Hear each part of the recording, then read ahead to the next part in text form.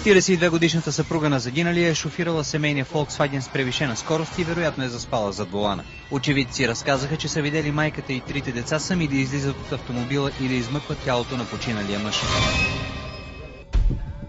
Предполага се, че той се удавил след катастрофата, тъй като е бил с колан и не е могъл да се измъкне на време от колата. Майката и трите деца нямат сериозни травми, но са откарани в Хасковската болница. Двете момчета са на 15 и 18 години, а сестричката им е на 14. На тази отсечка за последните няколко години са загинали 20 души.